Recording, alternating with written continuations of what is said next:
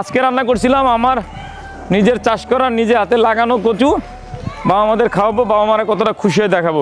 ঘ্রাণটা এত সুন্দর হয়েছে, মানে সেই কোনো বাছাবাছি নেই। দেখছেন সিস্টেমটা ভালো হয়েছে না দাদা? কোনো বাছাবাছি নেই, কোনো কিচ্ছু করা লাগবে না।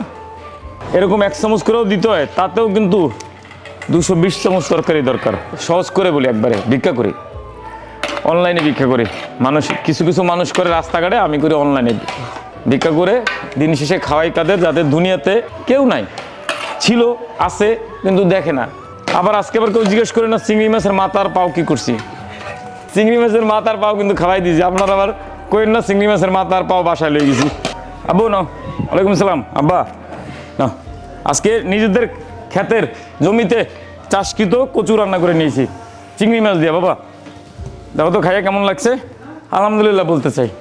আমরা সবসময় আলহামদুলিল্লাহ বলি, কারণ আল্লাহর রহমত আসলে আপনারা আমাদের এইখানে না আসলে বুঝতে পারবেন না আল্লাহর যে কত রহমত আমাদের প্রতি। কোন বাবারা দাও, অনুরোধ থাকবে, আমি প্রত্যেক ভিডিওতে প্রায় ভিডিওতেই বলি যে আপনারা আসবেন, এসে দেখে বুঝে যাবেন। নিজে আসলে বুঝতে পারবেন বাস্তবতাটা কতটা। এইখানে যে বাবারা থাকে এই রুমটাতে যারা আছে মোটামুটি সুস্থ, সবাই অসুস্থ না মোটামুটি, আবার সবাই সুস্থও না, কিন্তু নিজের হাঁটাচলা বাইরে বেরোয়, নামাজ পড়তে যায়। আমার কয়েকটা বাবা বাইরে নামাজ পড়ে যেয়ে, তো নামাজ পড়ার কথা মনে পড়ছে, আমাদের একটা মসজিদ লাগবে। আমাদের একটা টিনশেড মসজিদ ছিল, সেটাও আবার এইখানে স্থানীয় কিছু দুষ্কৃতিকারী আইসা এমন কোপাইছে, টিন টুন কেটে ফেলাইছে।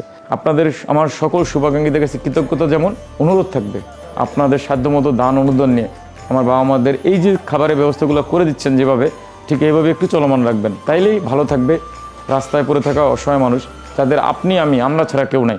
আমাদের ইউটিউব চ্যানেল মিল্টন সমদ্দার, আমাদের চালেনুল ইস্কার, আমাদের ফেসবুক পেজ মিল্টন সমদ্দার চালেনুল ইস্কার, আমাদের টিকটক আইডি মিল্টন সমদ্দার এবং আমাদের ইনস্টাগ্রাম আইডি মিল্টন সমদ্দার, একটু ফলো দিবেন এবং ভিডিওগুলো দেখবেন যেন একটা সোশ্যাল মিডিয়া থেকে ভালো রেভিনিউ আয় করতে পারি। আগামী রমজান হলো আমাদের টার্গেট। রমজানে আপনারা দান সহযোগিতা করবেন, মসজিদটা ঠিক করব, মসজিদ করব একটা, লিফট করবো একটা, 3 ফেজের কারেন্টের লাইন নেবো একটা। সর্বোপরি আপনাদের সহযোগিতা চাই। তরকারি আজকাল তরকারি আল্লাহর আমাদের খুব খুব ভালো হয়েছে। ভালো হয়েছে, ভালো স্বাদ হয়েছে, তরকারি ভালো মজা হয়েছে।